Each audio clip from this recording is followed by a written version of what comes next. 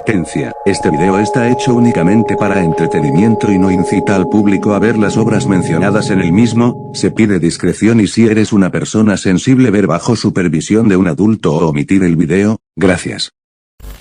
El cine de terror. El género cinematográfico más popular de la cultura pop, amado y querido por muchos, odiado por otros.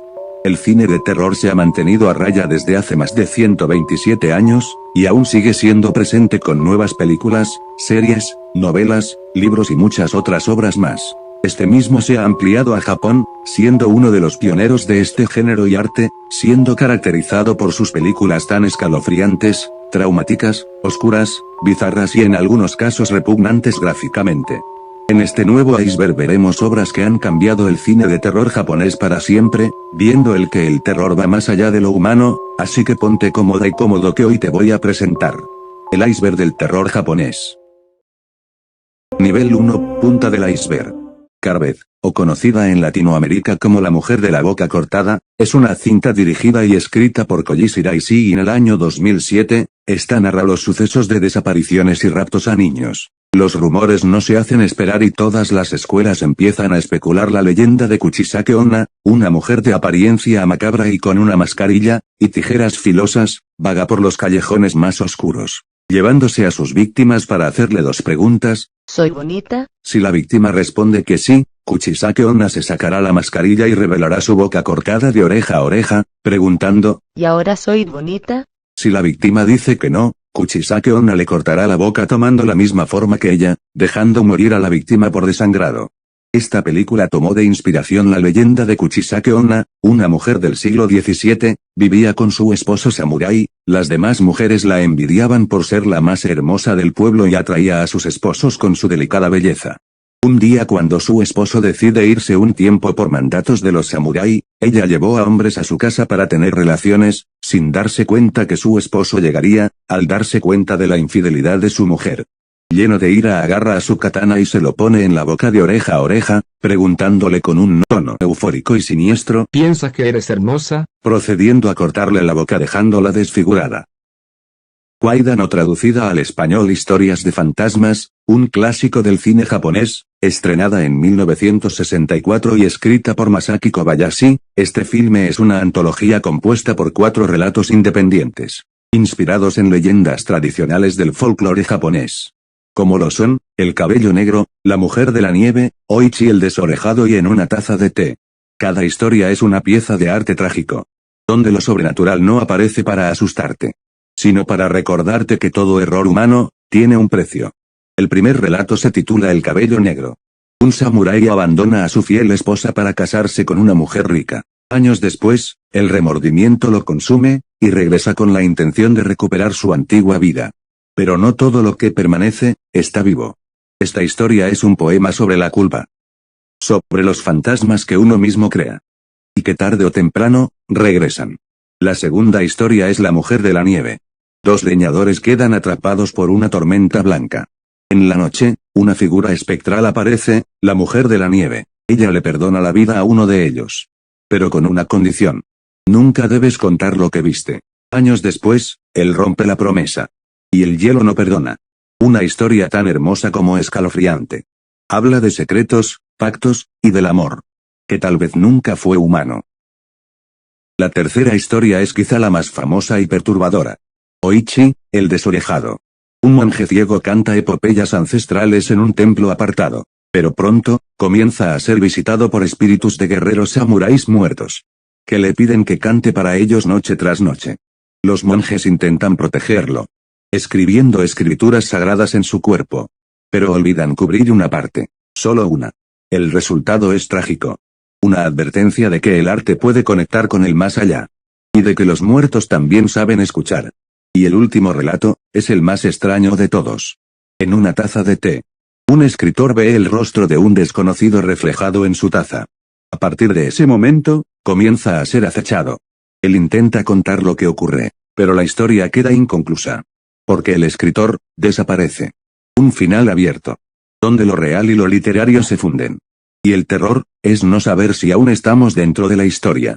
Kwaidan no es un grito. Es un lamento. No busca que saltes del susto. Busca que no duermas en paz. Noroi, de Curse, estrenada en 2005 y dirigida por Koji Shiraishi, es una película de terror japonesa grabada en formato found footage.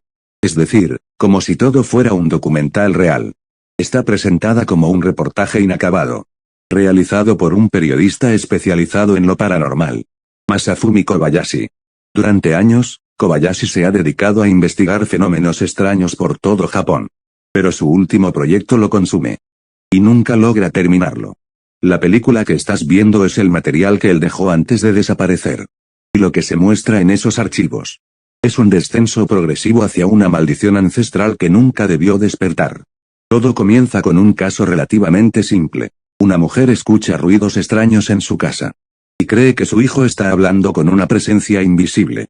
Pero lo que parece un caso de poltergeist, rápidamente se conecta con otros hechos. Una niña con habilidades psíquicas. Una actriz caída en desgracia. Un hombre inestable que dice ser perseguido por demonios. Y lo más inquietante. Un antiguo ritual japonés. Prohibido y olvidado.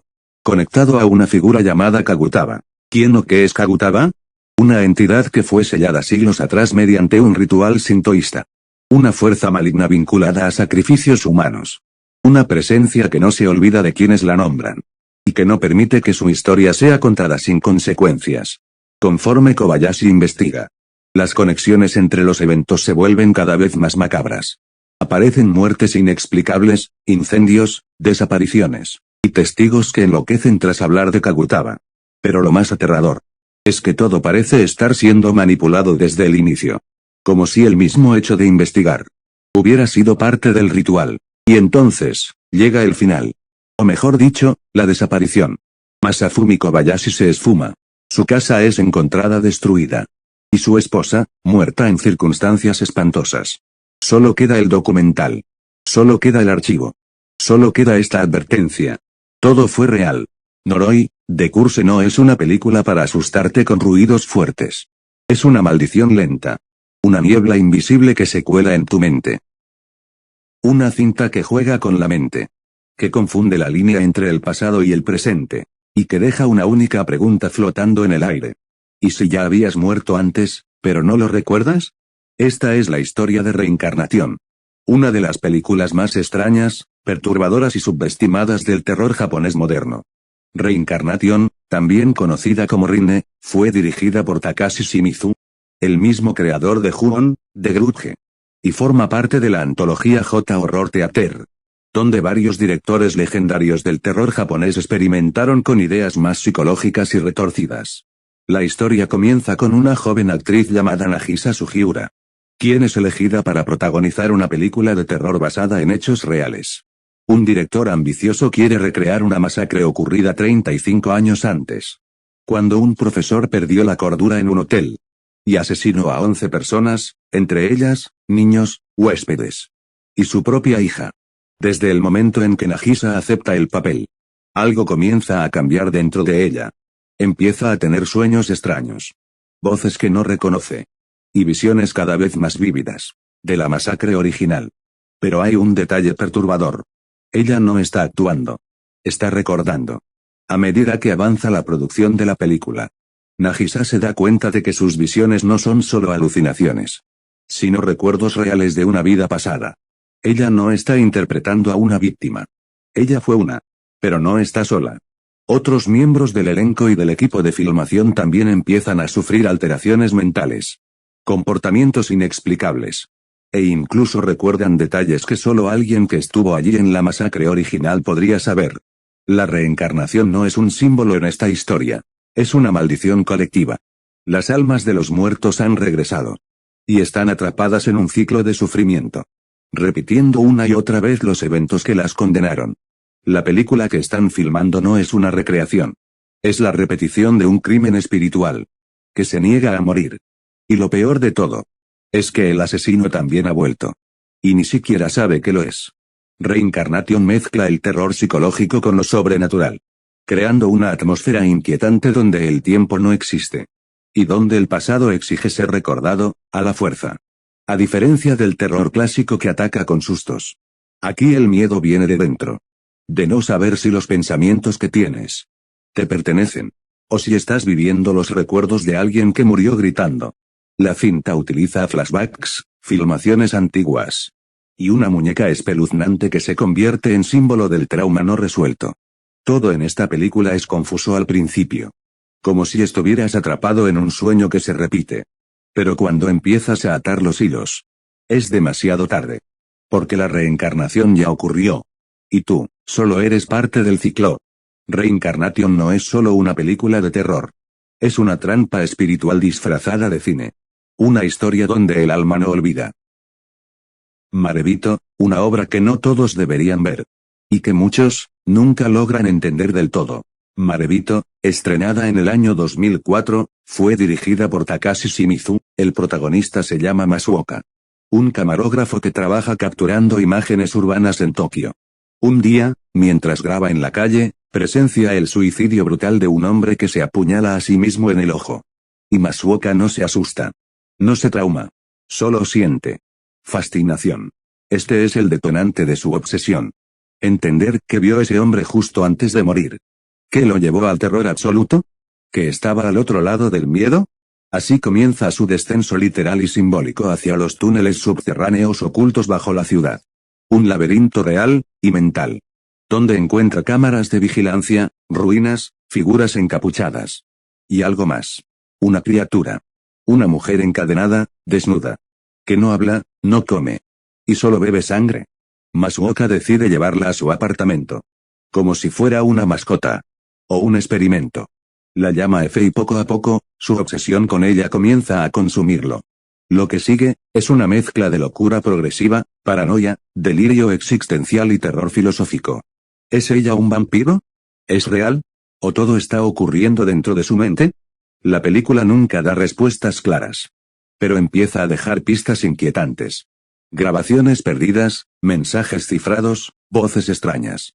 Y la constante sensación de que alguien o algo lo está observando desde abajo. Marebito no es un terror de sobresaltos. Es un viaje al vacío. A la deshumanización. A lo que ocurre cuando alguien deja de sentir miedo. Y empieza a buscarlo desesperadamente. Porque hay algo más aterrador que el miedo. Y es no sentir absolutamente nada. Masuoka no busca salvar a nadie. No busca respuestas espirituales. Solo quiere volver a experimentar algo que lo conecte con la vida. Aunque eso signifique perder la cordura. La película sugiere que lo que encontramos en lo profundo no es un monstruo. Es nosotros mismos. Nuestra fragilidad. Nuestra falta de sentido. Y nuestra necesidad desesperada de crear una narrativa. Aunque sea absurda. Marebito es una cinta que te deja confundido. Pero no por falta de historia. Sino porque te obliga a pensar en cosas que preferirías no pensar nunca. ¿Y si el miedo es lo único que nos mantiene humanos? Nivel 2, superficie del iceberg. Una que no te persigue. Porque ya está dentro de ti. Una vez que entras en su espacio. Estás condenado. Esta es la historia de Ju-on, de Grudge. La película que redefinió el terror japonés moderno. Y que convirtió el silencio, la casa vacía, y el sonido de una garganta rota. En símbolos universales del miedo. Ju-on, de Grudge se estrenó en el año 2002. Dirigida por Takashi Shimizu. El mismo que más tarde llevaría esta historia al cine occidental con el remake americano de 2004. Pero la versión japonesa. Es mucho más cruda, desordenada, inquietante. Y lo más importante. Implacable. No hay un solo protagonista. No hay escapatoria. Y lo que te atrapa. No es un fantasma común. Es una fuerza maldita que crece. Como un virus. La historia gira en torno a una casa en Tokio. Una casa aparentemente normal. Donde ocurrió un crimen brutal. Un hombre asesinó a su esposa, Kayako. Después de descubrir que estaba enamorada de otro. También mató al gato. Y posiblemente a su hijo pequeño, Toshio. El odio, la ira y el dolor acumulado durante esos últimos momentos. Crearon una maldición. Ju-on. El concepto es simple y aterrador. Cuando alguien muere con un dolor extremo. Ese rencor queda atrapado en el lugar. Y contamina todo lo que toca. Cada persona que entra en esa casa. Aunque sea por segundos. Queda marcada. Y la maldición se traslada con ellos. A su casa. A su cama. A sus sueños. Y finalmente, a su muerte.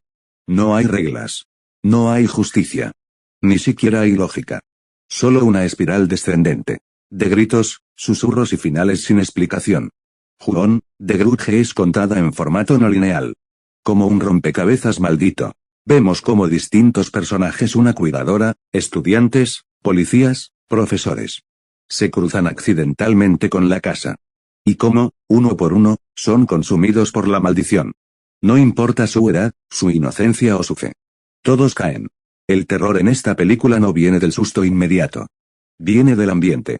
Del sonido gutural de Kayako arrastrándose por las escaleras. De la figura de Toshio parado en silencio.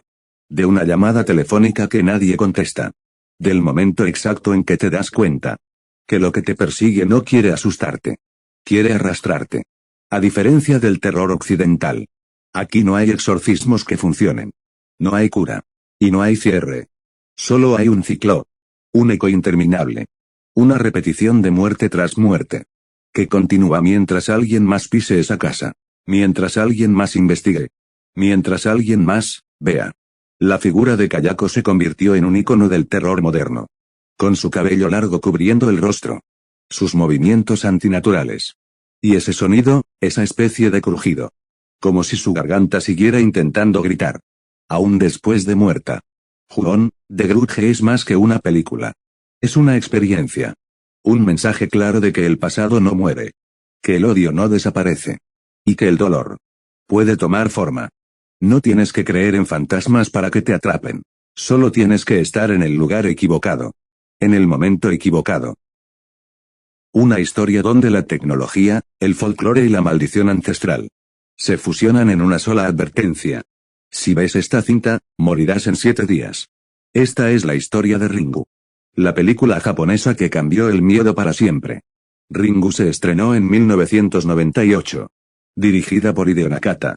Y basada en la novela homónima de Koji Suzuki. No es una película común de fantasmas. Es una maldición grabada en una cinta de video. Una cinta que circula de forma clandestina. Y quien la ve, recibe una llamada inmediata. No dice nada. Solo un susurro. Y una sentencia. 7 días, la protagonista es Reiko Asakawa. Una periodista que investiga la misteriosa muerte de su sobrina y otros adolescentes. Todos fallecieron el mismo día, a la misma hora. Con expresiones de horror absoluto en el rostro. Sus investigaciones la llevan a descubrir una cinta de video sin créditos. Sin autor, pero llena de imágenes perturbadoras.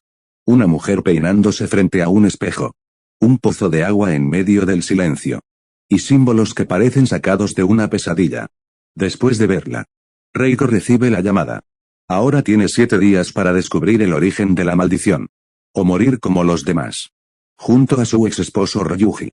Desentrañan el misterio detrás de la cinta. Y descubren el nombre que lo cambia todo. Sadako Yamamura. Una niña con habilidades psíquicas. Rechazada, temida y finalmente asesinada. Su cuerpo fue arrojado a un pozo. Y desde ese lugar, su odio, su rencor, su energía maldita, quedó impregnada en el tiempo. En la cinta. En todos nosotros. Lo más aterrador de Ringu. No es el fantasma. Es el tiempo. La cuenta regresiva. Cada día que pasa. La presencia de Sadako se vuelve más intensa. Más cercana. Más inevitable. Ringu no necesita sangre ni gritos. Todo es sutil. Frío. Y silencioso. La tensión está en la atmósfera. En los espacios vacíos. En los momentos donde nada ocurre. Pero el miedo está ahí. La escena final ya es historia del cine de terror. Una televisión encendida. Una cinta rebobinándose sola. Y Sadako, saliendo del televisor. Caminando hacia ti. Crujiendo, temblando. Hasta que su rostro borroso te consume. Y entonces entiendes algo. No importa dónde te escondas. Ni cuánto corras. Ella ya está aquí. Ringu fue tan poderosa que generó múltiples secuelas. Precuelas, spin-offs, remakes en Estados Unidos y Corea. Y cientos de imitaciones. Pero ninguna logró replicar su frialdad. Su terror limpio. Y su mensaje inevitable. La muerte no grita. La muerte, te observa. Esta es una película sobre el rencor que nunca muere. Sobre cómo el dolor trasciende la vida. Y sobre una maldición que viaja en ondas. Por televisión. Por cintas. Por internet. Un sonido seco. Mecánico. Imparable. Teque, teque, teque. Esta es la historia de Teque Teque. Una película japonesa de 2009. Dirigida por KJ Shiraishi. El mismo autor de la perturbadora Noroi, de Curse. Pero esta vez, el miedo no se oculta. Corre. Y corta. La leyenda es simple, y mortal. Una mujer fue partida por la mitad por un tren. Dicen que su espíritu no descansó. Dicen que ahora vaga por las noches. Sin piernas, deslizándose con los brazos. A una velocidad imposible de creer. Cuando te escucha. Cuando te ve, solo hay una cosa que puedes oír antes de morir. Un sonido que representa su avance. Su furia, y el final inminente de tu cuerpo. Partido en dos. La película adapta esta leyenda a un entorno moderno. Dos amigas, Kana y Ayaka. Descubren que alguien fue brutalmente asesinado cerca de su escuela. El cuerpo quedó partido limpiamente en dos. Sin explicación lógica. Nadie vio al atacante. Nadie escuchó gritos. Solo el sonido. Teke, teke. Una de las chicas comienza a investigar. Pero en Japón, las leyendas no son solo cuentos. A veces, hablar de ellas es suficiente para invocarlas. La maldición de Teke Teke funciona como una cadena. Alguien la ve. Alguien muere. Y luego, alguien más escucha el sonido. Una maldición viral, veloz y silenciosa. La película no solo se basa en el mito original, sino que le da un trasfondo más oscuro.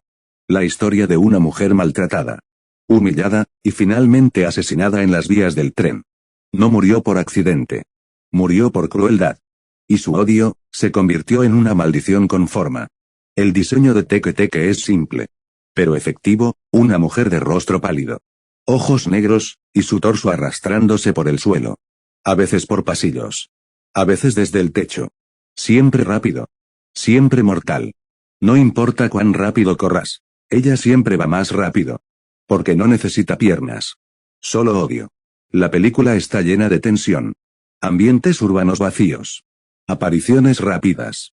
Y una sensación constante de peligro inminente. No hay lugar seguro. No hay santuario. Una vez que la ves, estás marcado. Y cuando escuchas el sonido, ya es demasiado tarde. Teke Teke es más que una película de terror. Es una advertencia. Sobre cómo las leyendas urbanas no mueren. Solo cambian de forma. Y mientras más las ignores, más fuertes se vuelven. ¿Y tú, cuándo fue la última vez que caminaste solo por la calle? De noche. ¿Escuchaste algo arrastrándose detrás de ti? Un ruido seco. Un susurro metálico. No mires atrás. No corras. Porque ella ya te vio. Teke, Teke. Una historia sobre abandono, culpa. Y agua estancada. Porque a veces, el dolor se filtra como humedad. Y cuando lo ignoras, se convierte en maldición. Esta es la historia de Darkwater. Una de las películas más tristes, oscuras y humanas del terror japonés moderno. Dirigida por Hideo Nakata. En el año 2002.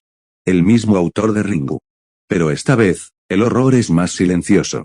Más real. La protagonista es Yoshimi Matsubara. Una mujer divorciada. Que lucha por conseguir la custodia de su pequeña hija Ikuko. Ambas se mudan a un antiguo y desgastado edificio de apartamentos. Buscando empezar de nuevo. Pero hay algo en ese lugar. Que no está del todo seco. Desde el primer día. La humedad aparece en el techo. Goteras que no cesan. Una mochila de niña abandonada. Que nadie reclama. Y un pasillo en la azotea. Donde los niños no deberían jugar. Pero alguien lo sigue haciendo. Yoshimi intenta ser fuerte. Pero su mente se agrieta lentamente. Comienza a tener alucinaciones. Ve a una niña, empapada. De cabello largo. De mirada vacía. Una niña que desapareció años atrás. Y nunca fue encontrada. La administración del edificio no hace nada. El abogado de su ex esposo quiere quitarle la custodia. Y su cordura, empieza a resquebrajarse como las paredes de ese lugar. Pero la verdad está allí. Bajo el agua. En el tanque del techo. Donde el cuerpo de la niña Mitsuko. Llevaba años pudriéndose en silencio. Olvidada por todos. Menos por el agua. Porque el agua nunca olvida. Solo espera. Y fluye. A través del techo. De las paredes. De las pesadillas. Darkwater no es una película de sustos baratos. Es un retrato del miedo emocional. De la fragilidad de una madre. De lo que significa fallar. Y de lo que una madre es capaz de hacer. Para proteger a su hija. Yoshimi descubre que la niña fantasma no quiere venganza. Quiere lo que le negaron en vida. Una madre. Y en un acto final de sacrificio, Yoshimi acepta quedarse con Mitsuko. Para que Ikuko pueda vivir. Años después, la niña sobrevive. Pero nunca olvida. Cada vez que vuelve a ese lugar, escucha la voz de su madre. Todavía allí. Todavía atrapada. Todavía empapada. Darkwater es una película húmeda. Melancólica. Triste. Pero no por eso menos aterradora. El agua aquí no es un simple elemento. Es un conducto. Una memoria. Un castigo. Y cuando lo que se pudre no es el cuerpo, sino el amor no correspondido. El resultado es una tragedia espectral. Que seguirá goteando.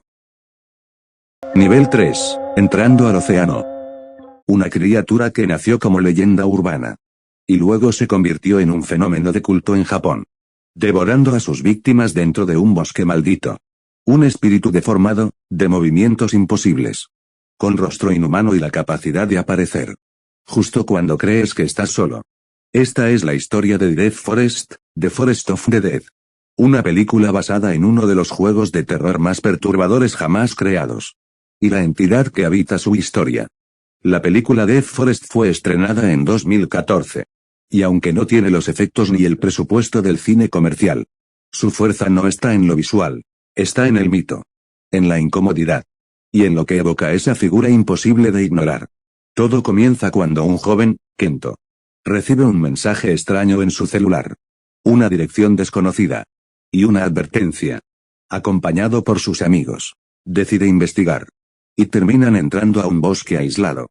Donde supuestamente ocurrieron desapariciones misteriosas. Lo que no saben. Es que ese bosque no perdona la curiosidad. Porque dentro de él. Espera algo. Algo que no camina. Algo que no grita. Algo que te mira, y avanza. La criatura que habita este bosque. Es una figura grotesca. Alta. Torcida. Con una cabeza enorme, deformada. Ojos huecos, y una boca estirada hasta el abdomen. Su apariencia está entre un espíritu vengativo. Y una aberración que nunca debió existir. Pero no solo es su aspecto. Es su forma de aparecer. En el juego original. Te perseguía por corredores oscuros del bosque. Sin música, sin aviso. Solo un sonido gutural. Y su sombra acercándose lentamente. La película adapta esto. Apariciones súbitas. Planos largos en silencio. Y el terror de saber que no puedes salir. Porque quien entra al bosque está siendo observado. Marcado. Elegido. A lo largo del filme, los personajes empiezan a desaparecer uno por uno. Sin explicación. Sin lucha, como si el mismo bosque los tragara. Y los pocos que sobreviven. No pueden olvidar su rostro. Porque Yamawara no es una simple aparición. Es una maldición encarnada. Una figura nacida del trauma. Del abandono, y del terror puro. Death Forest se convirtió en objeto de culto en foros japoneses y de terror internacional. Porque conectó algo que pocos lograron. Una criatura original. Con un diseño inhumano. Inspirada en el folclore nipón pero convertida en leyenda digital. Una mezcla entre los yokai tradicionales y el miedo moderno.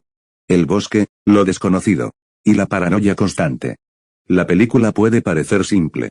Pero deja una sensación difícil de olvidar. Como si tú también hubieras entrado al bosque. Una película que no da miedo con fantasmas. Ni con monstruos. Ni con sangre exagerada. Su terror es más profundo. Más real. Y mucho más peligroso. Una historia donde el asesino no recuerda haber matado. Y los policías ya no confían ni en su propio pensamiento. Esta es la historia de Kure. Una de las películas más inquietantes del cine japonés moderno. Dirigida por Kiyoshi Kurosawa en 1997. La historia comienza con una serie de asesinatos brutales. Diferentes personas, sin relación entre sí. Asesinan a alguien cercano de forma espantosa. Les cortan la garganta en forma de cruz. Pero hay un detalle aterrador. Ninguno de los asesinos sabe por qué lo hizo. No huyen. No se ocultan. Solo se quedan. Como si estuvieran vacíos por dentro. El detective Takabe. Un hombre serio, cansado y atormentado por la enfermedad mental de su esposa. Es quien lleva el caso. Y pronto se da cuenta de algo escalofriante. Los asesinos fueron influenciados. Por alguien que no los forzó. Sino que desactivó su voluntad. Ese alguien es Mamiya. Un joven sin pasado. Sin recuerdos claros. Con una actitud desconcertante. Habla en círculos. Hace preguntas simples como, comillas, ¿quién eres tú? Y deja a todos, confundidos. Como si estuviera sembrando algo en sus mentes. Y eso es exactamente lo que hace. Mami ya no usa armas. No levanta la voz. No necesita violencia. Solo palabras. Pausas. Y una mirada vacía. Que parece perforar la mente. Utiliza una forma antigua de hipnosis. Un método olvidado. Capaz de borrar la identidad. Y abrir la mente como un libro. Una vez que alguien baja la guardia. Es vulnerable. A cualquier orden. Incluso al asesinato. Cure no trata sobre atrapar a un asesino. Trata sobre enfrentarse a un enemigo que no se puede ver. Porque se mete en tu mente. Y tú ni siquiera lo notas. El verdadero horror de esta película no es lo que pasa. Es lo que te hace pensar. ¿Hasta qué punto eres tú mismo? ¿Tus pensamientos, realmente te pertenecen? ¿O ya fuiste programado por alguien como Mamilla? La película está llena de silencios largos. Pasillos vacíos. Planos sostenidos. Y conversaciones incómodas. Cada escena te da la sensación de que algo no está bien. Aunque no sabes qué. Hasta que ya es demasiado tarde. Y lo más perturbador es el final. Takabe, el detective, comienza a quebrarse lentamente. A entrar en el mismo vacío que los asesinos anteriores. Y al final, queda una escena silenciosa, ambigua, donde alguien mira a Takabe. Y baja la cabeza con miedo. ¿Acaso, él también fue curado? ¿O ya era tarde, desde mucho antes? Cure es una película sobre el contagio mental.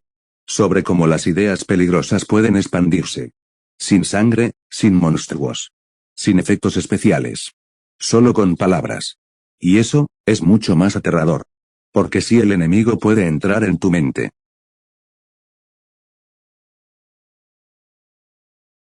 Hoy hablaremos de algo real. Algo que ocurre en silencio. Que pasa frente a nosotros. Todos los días. Una fuerza invisible. Que no grita, ni mata con cuchillos. Pero que lleva a cientos a quitarse la vida sin razón. Esta es la historia de Suicide Club. Una de las películas más perturbadoras, polémicas y simbólicas del cine japonés. Dirigida por Sion Sono en 2001. Y desde su primer minuto. Te hace una advertencia. Nada tiene sentido. Y eso, también es parte del terror. La película comienza sin anestesia. 54 colegialas se lanzan juntas a las vías del tren. Tomadas de la mano. Sonrientes. Como si fuera un juego. La estación se tiñe de rojo. Y nadie entiende por qué. Este no es un caso aislado. A lo largo de Japón.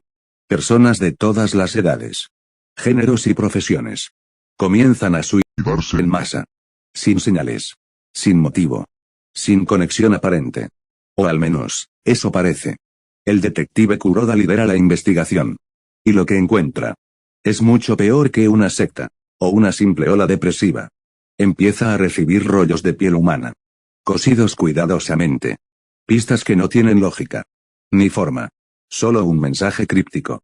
¿Estás conectado contigo mismo? Pronto, aparece un nombre. Desert. Una banda de pop infantil. Inocente. Pegajosa. Pero cada vez que sus canciones suenan en la televisión, alguien muere. La película nunca lo dice abiertamente.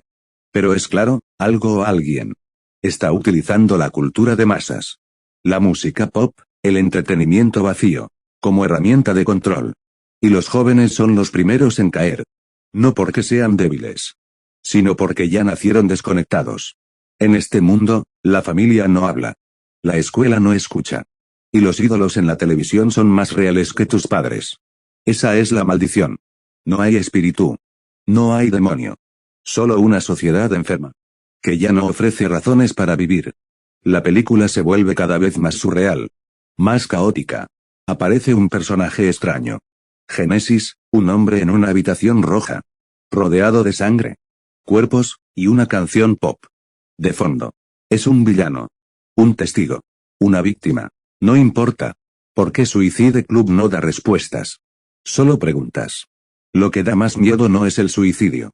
Es la idea de que no haya nada detrás de él. Ni tristeza. Ni dolor. Ni traumas. Solo un vacío que consume lentamente. Hasta que saltar del techo. Parece más lógico que seguir respirando. El mensaje es claro. Y brutal. ¿Hasta qué punto estamos desconectados? ¿Y qué nos conecta realmente? La familia. La cultura. O una canción que todos cantan, sin saber lo que dice. Suicide Club termina como empezó. Sin explicación. Sin cierre. Con otra ola de muertes. Y una sonrisa falsa en la televisión. Y tú, frente a la pantalla. No puedes evitar preguntarte. ¿Qué tanto dolor puede soportar un ser humano, antes de perder el alma? Esta es la historia de Grotesque. Una de las películas más censuradas y brutales de todo el cine japonés. Dirigida por KJ Shiraishi en 2009. El mismo responsable de películas como Noroi o Teke Teke. Pero esta vez, sin límites. Sin filtros. Y sin perdón. La historia, si puede llamarse así, es mínima. Una pareja de jóvenes aquí Kazuo. Sale a su primera cita. Caminan. Ríen. Parece el inicio de un romance. Pero en cuestión de segundos. Son secuestrados brutalmente. Y despiertan encadenados. En una sala clínica improvisada. Oscura. Fría. Con herramientas quirúrgicas colgando del techo. Y frente a ellos. Un hombre con bata blanca. Sin nombre. Sin historia. Solo con una obsesión. Ver cuánto dolor pueden soportar antes de rendirse. Lo que sigue no es una película de terror tradicional. No hay monstruos. No hay sustos. Solo tortura explícita. Con una precisión casi médica. El doctor los mutila lentamente. Les corta, perfora, aplasta, cose. Y luego los cura. Solo para volver a empezar. Una y otra vez. Grotesque no busca entretener. No tiene desarrollo de personajes. No hay salvación. No hay explicación. El captor no tiene justificación. Solo dice, me inspiran, quiero ver su amor verdadero. Pero lo que hace, es todo lo contrario al amor. Es la deshumanización absoluta. La destrucción del cuerpo. Y del vínculo entre las víctimas. Hasta que ya no queda nada. La cámara no se aparta nunca. Cada herida, cada fluido. Cada momento de dolor extremo. Es mostrado con detalle quirúrgico. No hay cortes rápidos. No hay censura. Solo violencia. Pura y cruda. Y cuando crees que todo ha terminado. Cuando parece que el amor entre ellos ha vencido. La película da un último giro. Uno final. Uno que deja claro. En este lugar, el dolor siempre gana. Grotesque fue prohibida en el Reino Unido por su falta de contexto y por glorificar la tortura. No hay crítica social. No hay redención. Y eso, es precisamente lo que la hace tan perturbadora. No es cine de horror. Es cine de agresión. Una obra que te golpea. Te retuerce el estómago. Y luego, te deja en silencio. ¿Es arte? ¿Es provocación? ¿Es simplemente una prueba de resistencia? Eso depende del espectador. Pero lo que es seguro, es que si decides verla, no saldrás ileso. No psicológicamente. No emocionalmente. Esta no es una película para cualquiera. Es un descenso violento, grotesco y enfermizo a los rincones más podridos de la mente humana. Bienvenido al mundo de Ichi the Killer, dirigida por el sádico genio Takashi Miike. Todo comienza con la desaparición del jefe Yakuza Anjo. Su secuaz más leal, Kakiara, un hombre deformado y masoquista hasta lo enfermizo, comienza una cacería brutal para encontrarlo. Pero lo que no sabe, es que detrás del crimen está Ichi, un joven retraído, llorón, y asesino. Ichi no mata por orden. Mata por trauma. Llora mientras corta, grita mientras mutila. Ha sido manipulado desde niño por un anciano llamado Jiji, que lo convirtió en un arma humana, moldeando su dolor como si fuera barro. Ichi no distingue el bien del mal. Solo actúa, cuando sufre. Kakiara, adicto al dolor físico y mental, empieza a obsesionarse con Ichi. Cree haber encontrado al oponente perfecto, alguien capaz de herirlo, como nadie antes. Pero esto no es una historia de venganza. Es una orgía de sangre, sadismo y mentes rotas. Entre torturas extremas, traumas sexuales, cuerpos despedazados y violencia sin sentido. Ichi y Kakiara se enfrentan en un duelo que no tiene ganadores. Solo cicatrices. Y cadáveres. Ichi the Killer no busca entretenerte. Busca arrastrarte por el lodo de lo humano.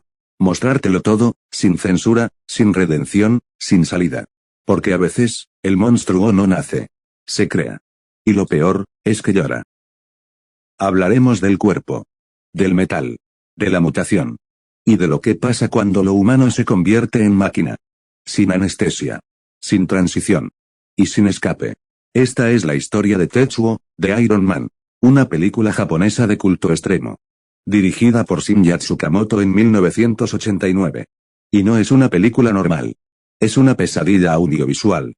Un cortocircuito de carne, cables, dolor. Y gritos. La historia no sigue reglas tradicionales. No te explica. No te guía. Solo te lanza de cabeza a un mundo industrial. Gris, oxidado, donde el cuerpo humano comienza a perder su forma. Todo empieza con un hombre. El fetichista del metal. Un tipo extraño que se inserta piezas metálicas en el cuerpo. Porque siente placer. Pero su experimento sale mal. Huye. Y luego es atropellado por otro hombre. Un oficinista común. De traje, aburrido. Gris. Un ciudadano modelo. Y aquí empieza la mutación. Poco a poco, el oficinista descubre que su cuerpo empieza a cambiar. Un tornillo en el rostro. Un cable saliendo de su piel. Un brazo que se convierte en taladro. Sí. Ya no hay marcha atrás. El cuerpo se revela. Y lo convierte en una criatura entre humano y máquina. Entre deseo y repulsión. Entre placer y tortura. Tetsuo no tiene diálogos claros. Todo es distorsión. Cámara rápida. Ruido metálico. Música industrial. Planos enloquecidos. Edición agresiva. Un ritmo que ataca al cerebro. No estás viendo una película. Estás siendo atacado por ella. El fetichista regresa. Y se fusiona con el protagonista en una batalla grotesca. Más sexual que física. Más simbólica que real. Ambos se transforman. Se funden. Y el resultado es un ser biomecánico que promete destruir el mundo. Y cubrirlo de metal. Sí. El final es ese. La humanidad dejará de existir. Porque el metal ha ganado. Tetsuo, de Iron Man es punk puro. Es cine experimental. Es repulsivo, pero fascinante. Es una mezcla entre David Lynch, Cronenberg, y el colapso de una fábrica. Una metáfora del Japón moderno. De la deshumanización por la tecnología. De la alienación urbana. Del deseo que se convierte en dolor. Y del cuerpo como prisión. No es fácil de ver. No es fácil de entender. Pero si logras soportarla, verás algo único. Algo que no se puede explicar con palabras. Solo con óxido. Nivel 4, profundidades y cercanía al vacío. La historia de tres jóvenes. Que no encajan. Que no sueñan. Que no sienten amor. Y que solo quieren escapar. Pero el mundo real no ofrece salida. Esta es la historia de Luke Kieski Diamond. También conocida como Raki Tsukai Daimondo. Una película japonesa de 1990. Dirigida por Izo Hashimoto. Uno de los guionistas del clásico Akira. Pero esta vez, no hay ciencia ficción. Solo vacío. Todo gira en torno a tres adolescentes. Yukio, Kazuo, y Akira. Tres chicos atrapados en una rutina sin futuro. Su mundo está compuesto de aburrimiento. Violencia casual. Sexo desconectado. Y una sensación constante de que nada tiene sentido. No son malvados. Solo están rotos. Y el entorno en el que viven no ofrece redención. Poco a poco, estos tres jóvenes comienzan a hundirse. En la apatía. En la rabia. En la desilusión. Se involucran con drogas. Con relaciones abusivas. Con crímenes menores. Todo mientras buscan sentir algo. Cualquier cosa. Pero el mundo que los rodea es tan frío y plano. Que ni el dolor los despierta. Luke Kieski Diamond no tiene grandes giros. Ni monstruos. Ni asesinos ocultos. Lo que te asusta es lo real que se siente su desesperanza. La fotografía es sucia. Deslavada, como si la película ya estuviera muriendo con sus personajes. Las actuaciones son casi indiferentes. Pero eso es el punto. Estás viendo a jóvenes desconectados del mundo. Y de sí mismos. La película es incómoda. No por lo gráfico. Sino por lo emocional. Porque mientras la historia avanza, comprendes que no hay final feliz. No hay redención. No hay héroes. Y lo más escalofriante es que probablemente conoces a alguien como ellos. La juventud rota. El nihilismo urbano. El desamor. La alienación. Todo en esta película parece decir: no importa cuánto sueñes. El mundo te va a romper igual. Luke Kieski Diamond es como mirar por la ventana de un tren en ruinas. Ves gente viva. Pero vacía. Ves amor. Pero sin alma. Ves juventud. Pero sin esperanza. No es una historia que te va a entretener. Una historia sobre la pérdida total de moralidad. Sobre adolescentes rotos por una sociedad podrida. Y sobre la violencia sin razón. Donde el horror no es una criatura, sino la cara de tu vecino. Esta es la trilogía de Alma y Clon. Una saga japonesa iniciada en 1992 por el director Kazuya Matsumura. Que te arranca el alma. Y la escupe frente a ti. Alma y Clon, 1992. Todo comienza con un crimen. 3 adolescentes que no se conocen. Son testigos de un asesinato aleatorio en la calle. Un apuñalamiento rápido. Frío. Inexplicable. A partir de ahí, sus vidas se cruzan. Y en su intento de procesar el trauma, deciden reunirse. Hablar, apoyarse mutuamente. Pero este no es un mundo donde la empatía funciona. Uno de ellos, Suzuki, termina secuestrado por una pandilla depravada. Y lo que sigue es una espiral de tortura, abuso sexual, humillación y venganza. La película muestra cómo la violencia se convierte en el único lenguaje posible. Y como un joven común, que solo quería entender la muerte, termina convirtiéndose en algo mucho peor. Alma y Clon 2, Atrocity, 1995. Esta segunda parte sube el nivel de brutalidad y desesperanza. Un joven solitario, obsesionado con grabar los sonidos de la ciudad, es testigo del asesinato de su vecina. Al intentar averiguar más, queda atrapado en una red de sadismo urbano. Crímenes filmados. Violaciones grabadas. Y un sistema donde la policía no existe. Donde la vida no vale nada. Donde todo puede terminar con un cuchillo oxidado en el cuello. En esta secuela, el terror no es lo que ves, sino lo que nadie hace para detenerlo. Es un mundo donde el mal no necesita máscara. Ni excusa. Alma y Clon 3, el capítulo final, 1996. La tercera parte es la más salvaje. La más degenerada. Y la más nihilista de todas. Aquí seguimos a Kikuo. Un joven que sufre bullying brutal en su escuela.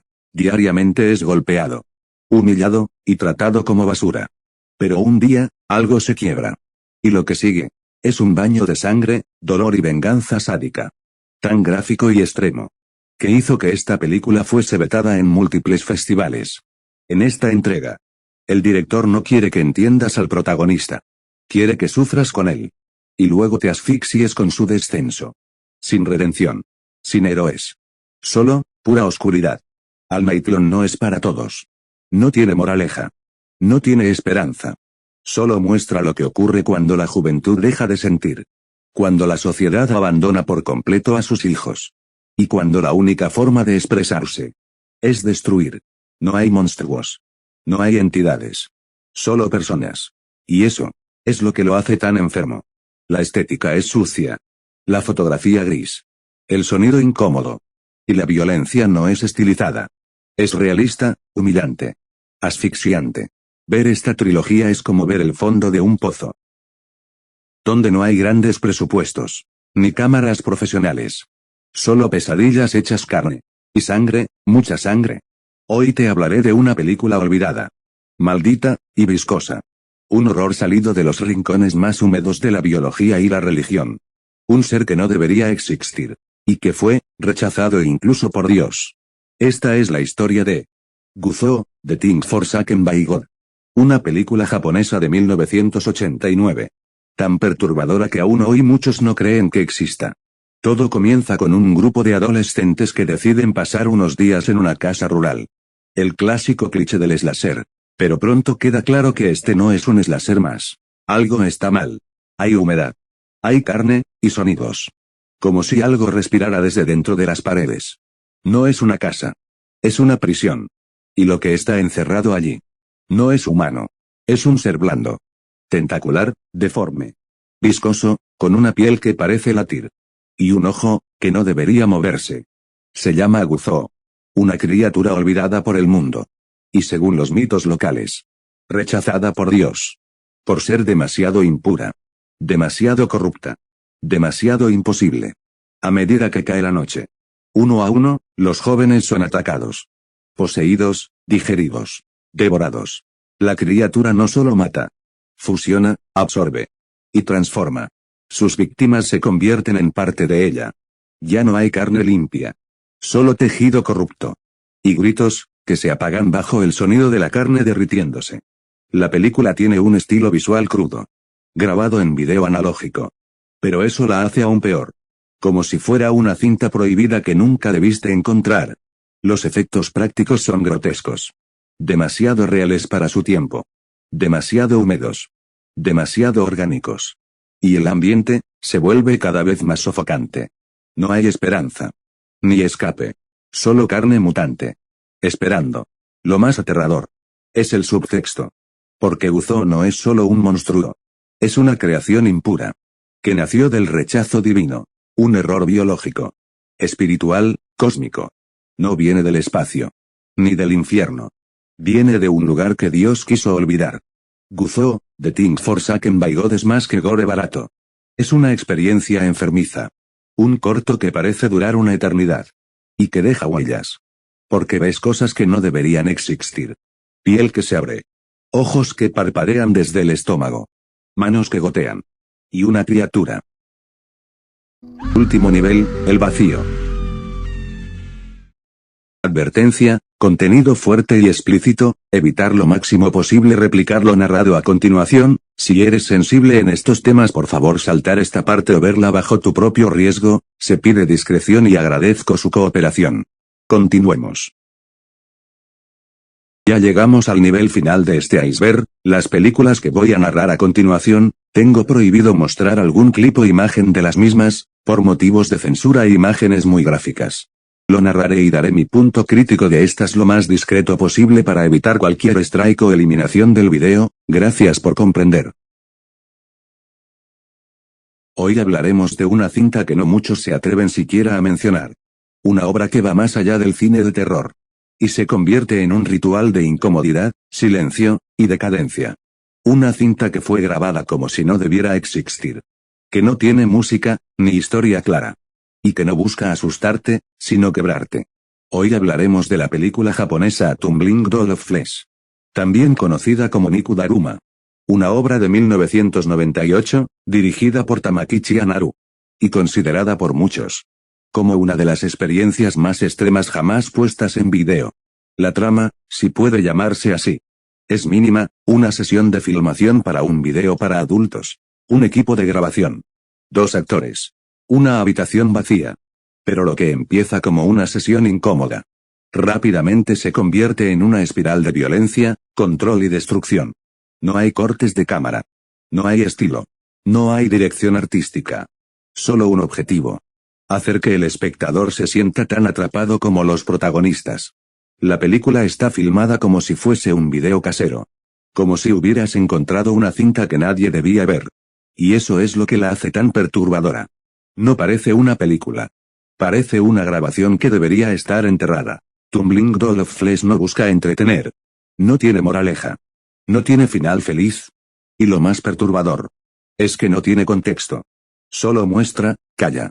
Y deja que tú, como espectador, te sientas cómplice de lo que estás viendo. Y esa sensación es más fuerte que cualquier efecto visual. Por todo esto, la película ha sido vetada en muchos países, restringida en tiendas, y completamente ignorada por la crítica profesional. No porque sea mala, sino porque nadie quiere hablar de ella. Porque hay cosas que incluso dentro del cine resultan demasiado humanas, demasiado oscuras. Y demasiado reales. Y ahí está el punto más terrorífico. No hay criaturas. No hay fantasmas.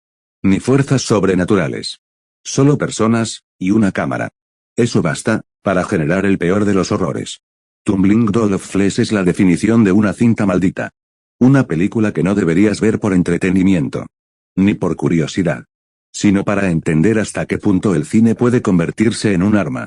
Una sin explosiones. Ni gritos, pero que te deja cicatrices. Donde nadie puede verla. Hablaremos de una película que cruzó la línea del horror. Una cinta tan explícita y realista. Que fue confundida con un video snuff auténtico. Y terminó siendo investigada por el FBI. Hoy nos adentramos en el segundo capítulo de una saga maldita. Guinea Pig, Flower of Flesh and Blood. O como muchos la conocen. La película que no debería existir. La historia es simple. Un hombre vestido como un samurái moderno. Rapta a una mujer en plena noche. La droga. La lleva a su habitación. Y frente a una cámara. Empieza su macabro arte. No hay motivación. No hay trama. No hay música. Solo un hombre. Su víctima, y una serie de herramientas quirúrgicas. Una por una. La película no tiene narrativa. Ni sentido. Ni remordimiento. Solo muestra, paso a paso, una serie de actos tan detallados que parecen reales. Por eso, en 1991, el actor Charlie se envió una copia pirata. Y pensó que era una grabación real de asesinato. Llamó al FBI. Se inició una investigación. Pero el director, Hideshi Ino, demostró que todo era ficción. Efectos prácticos. Líquidos, carne falsa. Pero también hechos. Que engañaron al mundo. Flower of Flesh and Blood no tiene propósito narrativo. No intenta criticar. No intenta explicar. Solo existe para incomodar. Para mostrar lo prohibido. Para destruir la línea entre cine y realidad. Por eso fue retirada del mercado japonés. Tras presión de asociaciones educativas. Y por eso fue vetada y bloqueada en países como Alemania y Australia. Incluso hoy, su nombre provoca rechazo. Porque hay algo enfermizamente hipnótico. En su crudeza. En su vacío. En su ritual sin alma. El samurái no grita. No ríe. Solo actúa. Como si estuviera creando arte. Como si estuviera componiendo una sinfonía. Hecha con huesos. Y la víctima, está consciente. Pero no puede escapar. Ni pedir ayuda. Solo puede observar. Cómo su cuerpo se convierte. En parte del espectáculo. ¿Y por qué ver algo así? Tal vez no deberías. Tal vez nadie debería. Pero el cine extremo tiene una función. Explorar el límite del horror humano. Y Flower of Flesh and Blood. Es el límite. Es la línea final. Gracias por quedarte hasta el final. Y quería disculparme por estar ausente en cuestión de videos, editar en celular me ha complicado el proceso de este video. Igualmente agradezco todo el apoyo que le dieron a mis últimos 2 videos y trataré de llevar más contenido al canal y posiblemente hacer directos en mi TikTok, y de nuevo te agradezco el apoyo y nos vemos en el próximo video, compañero.